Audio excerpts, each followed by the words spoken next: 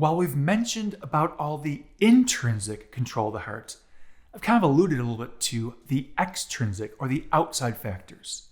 So let's look at some extrinsic innervation for the heart. Now we're focusing on the sympathetic and the parasympathetic systems, the autonomic nervous system. The sympathetic system here, that's going to cause an increase in heart rate, an increase in contractility.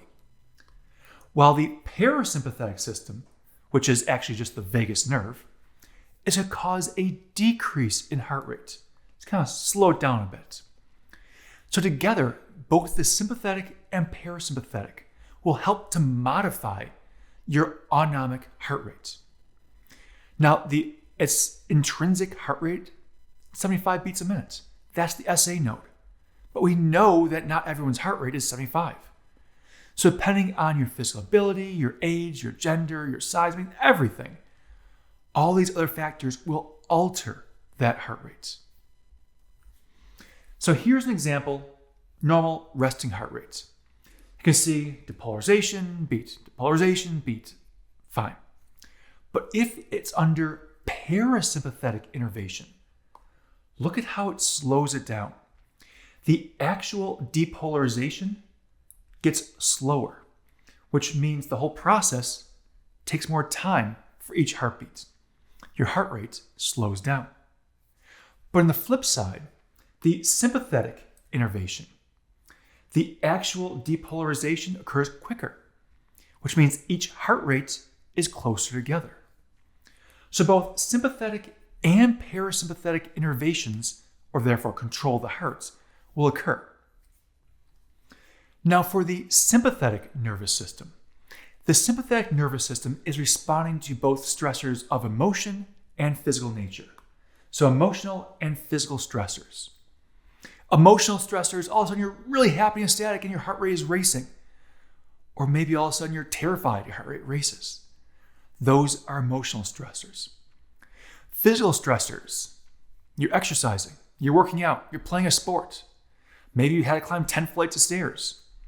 Whatever it is, you're putting more of a physical strain, which causes the heart to increase. So both physical and emotional stressors can increase your heart rate. The way the sympathetic nervous system does this is by increasing norepinephrine. Norepinephrine is going to cause your sinoatrial node, SA node, to increase its rate of depolarization. What that means is the SA node is going to fire faster. By having the depolarizations closer together, faster, it increases the contractility of the heart, and therefore the heartbeat is faster. But this norepinephrine also has a second function. It'll increase the contractility of the cardiac muscle. That means the cardiac muscle will squeeze a little bit harder, getting a little more blood out of the heart, which ends up being the ESV, end systolic volume. The amount of blood left over after contraction, that will be lower.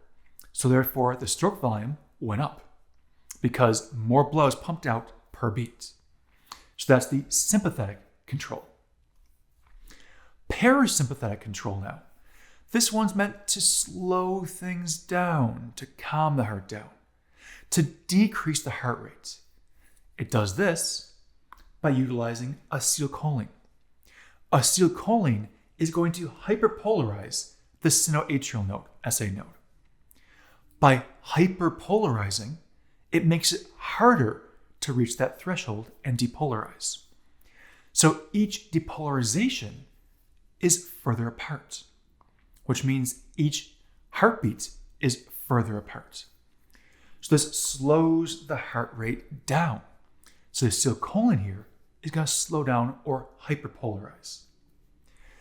So pretty much your heart at rest is said to exhibit vagal tone. Vagal tone is the parasympathetic control. It's the slowing down of the heart rate.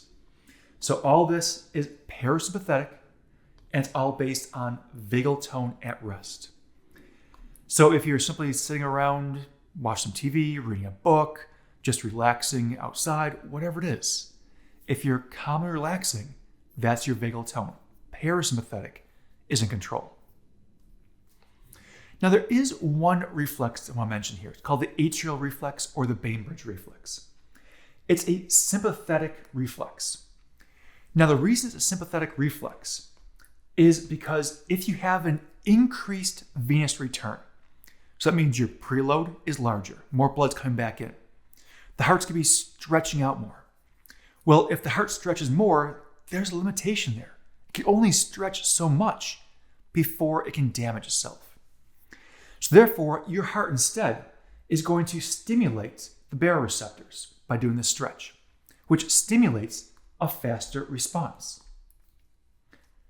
What that means is all of the heartbeat itself is going to increase, going to have a faster heart rate. Because you don't want to have too much blood fill the heart and damage it, so let's increase the heart rate. The faster heart rate doesn't give as much time for the filling, which means you can still have the same venous return, but you're clearing it out faster so it can't build up. So looking at a little about the sympathetic and parasympathetic extrinsic controls of the heart.